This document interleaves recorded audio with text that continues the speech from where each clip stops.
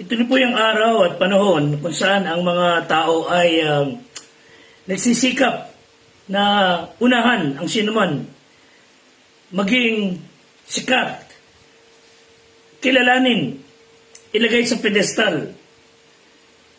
Hindi ho natin matatawaran ang pagsisikhay ng maraming tao, mapalalaki o babae, na hangarin to be on the top. Ngunit sa aral at turo ng Panginoong Diyos, mas minagaling ni Kristo ang magpakita ng halimbawa, hindi yung paano sumikat, hindi paano yung maging kilala, kundi maging lingkod. He tried to leave an example of how a true servant could be a good leader as well. Because the servant leadership style is based on the idea that leaders prioritize serving the greater good. Yung mga leaders na ganito, na may servant attitude, serve their team or yung organization nila, first of all, hindi yung sarili nilang kapritsyo. May God help us today to develop a servant's heart. Yun ang aking panalangin sa aking sarili at sa ating mga kapatiran. Of course, lalong higit sa mga ministro na naglilingkod sa Diyos. Welcome to our PNP Squad Weekly Interactive Meeting. Ito po ay programa ng ating pamahalaan sa kapulisan upang ang mga tao sa hanay ng ating mga lingkod bayan ay mas mapaigting pa ang paglilingkod and somehow to realize yung internal cleansing sa pamamagitan ng salita ng Diyos. Maraming salamat po sa inyong mga kapatid natin sa Caloocan, of course all over the Philippines, dito sa Bulacan at sa labas ng ating bansa na nakikisama lagi sa atin. Nagtsatsaga, nakikiaral kasama ang ating kapulisan at nagagalak po kami, ako bilang lingkod ng Squad 244, Fred de Guzman, kasama ko po dito si Patrolman John Lloyd Lazaro, Police Corporal Joderick Benedictus, Police Staff Sergeant Ryan Garcia, Police Staff Sergeant Adio Burgess, Police Master Sergeant Will Ray Guillermo, Police Chief Sergeant Joseph Aquino at si Police Captain Filadian Froni Clemenya. Kasama po ang NUP at ilang mga staff na ating Santa Maria Police. Nagagalak po kami makasama kayo. Bilang police officer, meron kayong trabaho that's considered to be very challenging. Araw-araw or a daily basis, humarap kayo sa iba-ibang uri ng pagsubok, mga hamon. And I believe police officers and officials above us want to ensure na kayo ay, of course, protektado and the work you do will be performed properly and higit sa lahat, that you are entering the force for the proper reasons. Sila po ay naghahanap ng mga ethical people na nagnanais na mailagay sa mga ayos, safe na tirahan, malayo sa panganib ang community na kinibibilangan nating mga sibilyan. And again, being a police officer is such a demanding career. But of course, this is also a very rewarding career. But over and above, being a police officer does not come with some, lagi na lang magandang paligid, but it has always with some risk. That's why, again, we on the civilian side, dapat ipag-pray lagi ang ating kapulisan from the lowest rank officer hanggang sa pinakamataas nating Director General, of course including the President. Kasama silang ipapanalangin natin. It takes a motivated, passionate person to be an effective, reliable police officer. Again, there's nothing wrong to aspire a higher position. Nagagalak po tayo, some of our squad members are being promoted. I hope isa sa kanila would become Director General. Who knows? Pero ang tanong marahil ng karamihan, why did you enter the police service? Well, siguro ang sagot ng mga ilan to help lower crime rates, which is very good. Nagnanais ang ilan sa inyo, or of course most of you would enter the police force because you want to lower down the crime rates ng paligid natin. As you understand, yung emotional stress na ina-experience ng mga tao with this kind of yung takot, yung pangamba na isang araw ay sila ay peperwishihin na masasamang loob.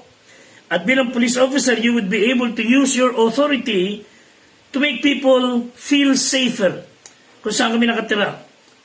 And to help us turn our lives around and become active members of the society once again. Hindi nakatago at nangangamba araw-araw. I believe you have that desire that there should come a time, and there must be a time wherein all of us sa civilian side would feel very relaxed upon seeing police officers walking around the community. Yun po nangyayari.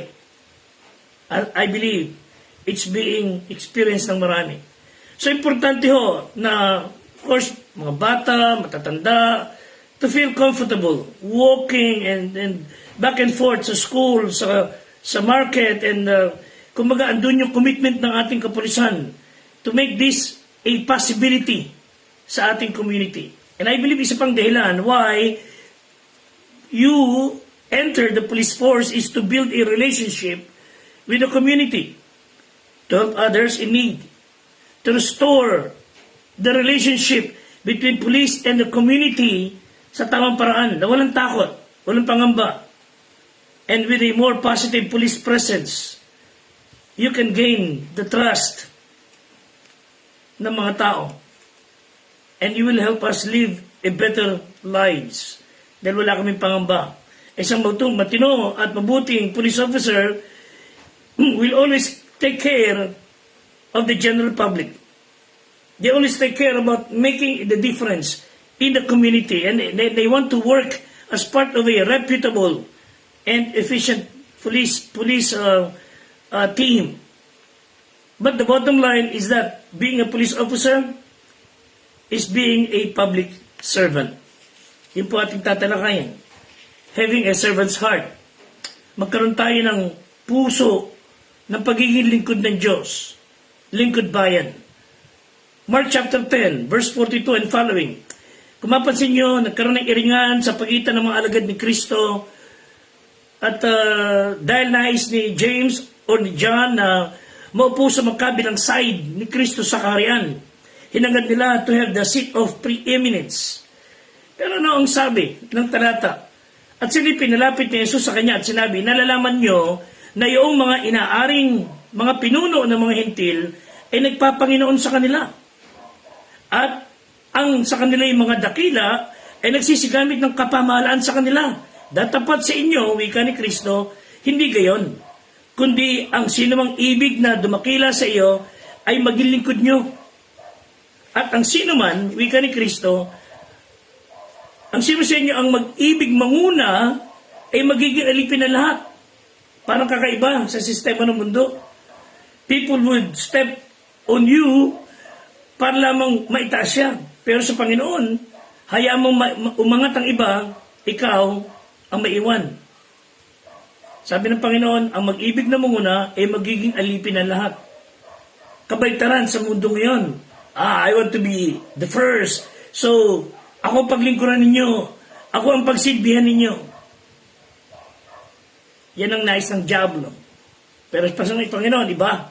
Sapagat ang anak ng tao rin naman ay hindi naparito, wika ng Bible, upang paglingkuran, kundi upang maglingkod at ibigay ang kanyang buhay na pantubos sa marami. So how do we develop a servant's heart? And I hope this is not about us, but about God working through us. Hindi maitaas tayo, because it would result to a sincere service to the people. It's all about God working through us. And then God will somehow, reward us.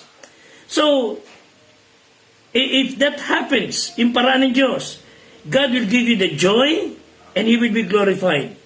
So seek humble service rather than high honor.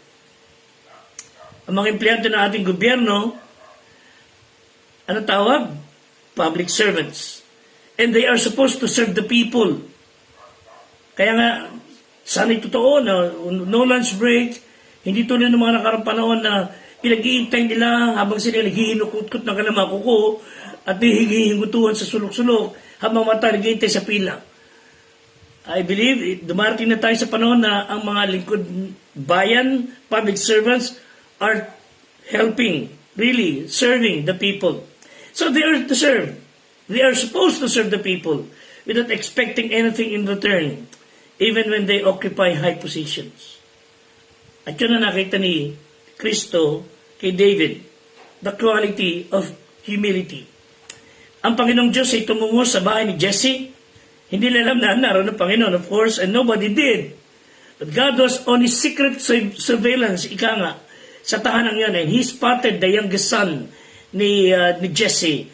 And somehow He said to His prophet, that's my man. That's the man na pwede nating gawing hari. Why? Sapagkat nakita ng Diyos kay David a heart that was completely subjected to Him. If God would see that the heart of this preacher, if God would only see the heart of us servants, as we call ourselves, would be completely towards Him, toward God, tayo po ay pipiliin ng Diyos.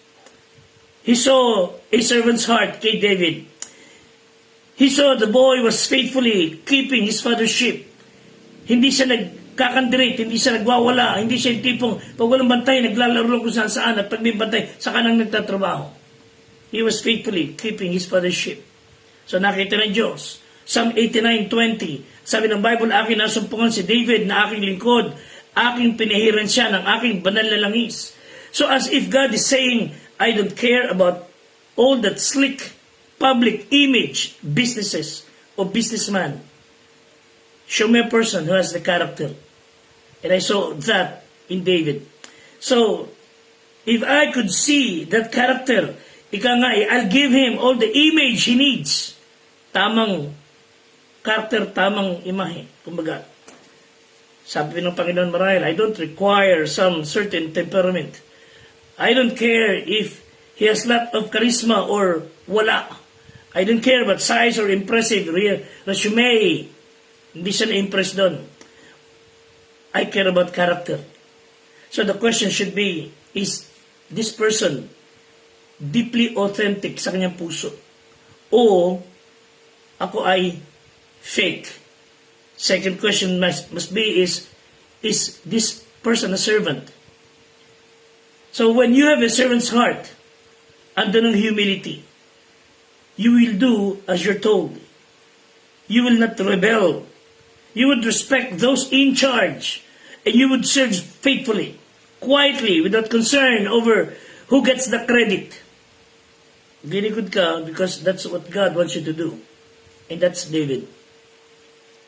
God looked at him out in the fields, keeping his father's sheep, faithfully doing his father's bidding, and God passed his approval on this servant. Tandaan po natin mga kapatid, mga kaibigan, a servant doesn't care who gets the glory. Lahat papuri sa Diyos. A servant has one great goal, and that is to make the person he serves look better. To make that person even more successful. And a good leader with a servant's heart will always enjoy happy to see the subordinates having their successes. Hindi yung bago lang salta rito, andap na kagad. Inis kagad sila.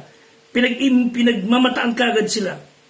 Hindi kagaya nung nabasa ko isang storya na mayabang na manager at nakita may bagong pasok na trabador sa company. At tinawag yung supervisor, sabi, "Wika rito, bago ba yan?" "Yes, sir." "Okay, papunta mo sa opisina ko." Pinapunta sa opisina. At sabi, "Di mo alam na akong manager dito? Akong boss?" "Alam ko po, sir." At dito, hindi ko tinatawag sa first name ang pangalan ng mga trabador ko rito. "Alam ko po yun, sir." "Ano pangalan mo?" "John." "John? Ilang pangalan mo?" "John." Tinatawag ko ang mga tao rito sa last name, hindi sa first name. "Ano pangalan mo?" "John Darling po." "Ha?" "Yes po, John Darling." Natigilan sandali yung mayabang na boss at sinabi, "Sige na, John, punta ka na sa trabaho mo. Trabaho ka na ron." Alam nyo, minsan mga tao sa kayabangan, iniisip din nila yung kahihiyan din nila. Pero alam nyo, a servant doesn't care who gets the glory. Lagi siya doon sa pagpapaunlad ng kapwa niya, ng kanyang pinaglilingkuran, na makita niya itong tatagumpay. And a servant does not want the person he serves to fall. Tayo bilang lingkod, on our side, on your side, we are serving the people. We do not want to see this country fall sa kamay ng mga mandarambong. Lalong higit sa kamay ng diablo. That's why we preach the gospel. And you apply the laws of the Constitution. Ang isang matinong lingkod, may pusong lingkod ng Diyos, he doesn't care who thinks what. Just so the job gets done. So while David's brothers were off doon sa pagbabantay ng kanilang mga kung anong pinagagagawa, running after to be promoted for the sake of being promoted, doing impressive battles, fighting big and sikat na mga bagay para lamang mapapurihan. Ando si David alone keeping the sheep, and God loved his heart. Sa ating squad members, just keep on doing what your job is. Keep on doing what the law says. And do the best you can. Nakikita ng Diyos, if you do the best you can for God's glory at sa tamang paraan with tamang puso, God will promote you. Matthew 23, verse 11, "Datapat ang pinakadakila sa inyo ay magiging lingkod nyo. Sino mang magmamataas ay mabababa. Sino mang nagpapakababa ay matataas." So be willing to serve others first. At si Kristo po ay nagpakita ng humility by washing the feet of the disciples. It's an act that was performed by the lowliest servants. As bilang law enforcers, kailangan maintindihan natin yung public interest should come first. John 13:12 and following, "Kaya't nang mahugasan niya ang kanyang paa at nakuha ang kanyang damit, muling naupo, sabi niya sa kanila, nalalaman niyo ba kung ano ang ginawa ko sa inyo? Tinatawag niyo akong guro at Panginoon. Mabuti ang inyong sinasabi, sapagat ako nga ay guro at Panginoon. Pero kung ako nga na Panginoon at guro ay naghugas ninyong mga paa, kayo naman ay nararapat ding maghugasan ng paa ng isa't isa. Pagkat kayo'y binigyan ko ng halimbawa upang gawin naman ninyo ayon sa ginawa ko sa inyo." So God was setting us an example. Sacrifice self-interest in keeping with the time-honored principle of delikadesa. Yung mga tao, talagang nasasabihan nila, yung tao yan walang delikadesa. Yung mga ganong statement used to be considered the ultimate insult to a public servant dahil yung delikadesa is a word associated with honor. So pag tayo walang delikadesa, para tayong taong walang dangal, walang integridad. Ang taong walang delikadesa, it means wala siyang sense of propriety and or conformity to socially and culturally acceptable norms of conduct, or speech. Yung sense of delicadeza produces behavior that's anchored on accepted moral standards. Luke 22:26, kundi bagkus ang lalong dakila sa inyo ay maging tulad sa lalong bata at ang mangunguna ay magiging gaya ng naglilingkod. So would you love to live bravely sa kabila ng pagsubok, sa kabila ng mga hamon? Di ba exciting to be divinely, powerfully, in day-to-day living ng kapangyarihan ng Diyos, ng gabay ng Diyos, and we want to become independently authentic sa panahon ito, kung saan ang lakas ng peer pressure, ang lakas ng hatak ng publicities para bumigay sa maling landas, para maging matibay, matatag, manatiling may puso na lingkod. It should all begin in the mind. Thinking right always precedes acting right. Napaka-importante ho to have a renewed mind. Of course, malaking bagay yung tayo maging tunay na mananampalataya. Tunay na may takot sa Diyos. Hindi lang siya kilala sa huso, kilala siya sa puso. Hindi madali maglingkod sa iba. Sobra ho. Naturalize na natin mga tao na, I want you to serve me. Madalang ho, yung maglingkod sa kapwa, to carry it out with joy, without fear. But until our minds are freed from the world's mold and transformed by the Lord's power, we will not be able to develop the heart of a servant. I feel the need to add a little bit warning sa ating lahat that who might use others to accomplish his or her purposes. Baka may mga tao, wag naman po sana, gagamitin tayo. So be careful na wag natin gamitin ng ibang tao for our own interest. Ang dali ho kasi to encourage servanthood rather, so others might serve us. That's not the way ang plano ng Panginoon. Neither should we. Servanthood starts in the mind. With simple prayer of 3 words, Lord, change me. And the Bible lays a solid foundation kung ano talaga ang ibig sabihin ng magkaroon ka ng servant mentality. And let me suggest in closing, basic ingredients of servanthood. A person with a servant's heart. 3 words, giving, forgiving, forgetting. Let me clarify. Philippians 2:3-4. Ito pong key passage. Huwag ninyong gawin ang anuman sa pamamagitan ng pagkakampi-kampi o sa pamamagitan ng pagpapalalo, kundi sa kababaan ng pag-iisip na ipinalagay ng bawat isa ang iba na lalong mabuti kaysa sa kanyang sarili. Huwag tingnan ng bawat isa sa inyo ang sa kanyang sarili, kundi ang bawat isa naman ay sa iba't iba. In short, kapakanan ng iba ang uunahin. Outside yourself is others. Family, friends, even foes. Galatians 5:13, sapagkat kayo mga kapatid ay tinawag sa kalayaan, huwag lamang gamitin ang inyong kalayaan upang magbigay kadahilanan sa laman, kundi sa pamamagitan ng pag-ibig, maglingkuran kayo. Not that with the spirit of, paglingkuran mo ko. Oy, sumunod ka sa akin, paglingkuran mo ko.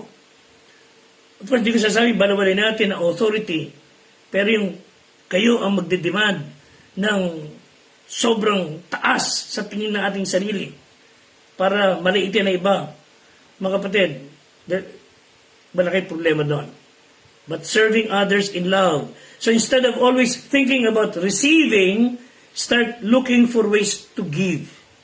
Instead of holding grudges against those who offended us, maging anxious tayo to forgive. Instead of keeping a record of what we have done, or kung sino yung mga natulungan natin, o andun yung tendency mong sumumbat ka, na ganoon talaga halimbawa ang iyong layon, take delight in forgetting the deeds and being virtually unnoticed. At alam ng Diyos kung gaano ka sincere ang puso mo kung talagang tumulong ka nang walang anuman, kundi maluwalhati ng Diyos. There are people who would really mamaliitin ka pa, tumulong ka na, minaliit ka pa, tumulong ka na, nagmalasakit ka na, winalangya ka pa. That's beside the point. But keep your level spirit, okay. God can see your heart. Ang sasabi lang po natin, yung hunger natin for public recognition will diminish significantly if we are here to keep that spirit of serving others, all for God's glory and honor, hindi para sa sariling papuri. But again, hindi ialisin dapat yung mga dapat ayusin na naayos sa batas. So giving, forgiving, forgetting as servants of Christ. And I believe that would help us develop the servant's heart. Tulungan ako ng Panginoon, magsimula sa amin, sa aming mga ministro, sa akin bilang mga ministro, at sa ating mga magkakapatid sa Panginoon. May God help us to develop a servant's heart. God help us. And God bless you all. And give you peace. Maraming salamat po. Until next time.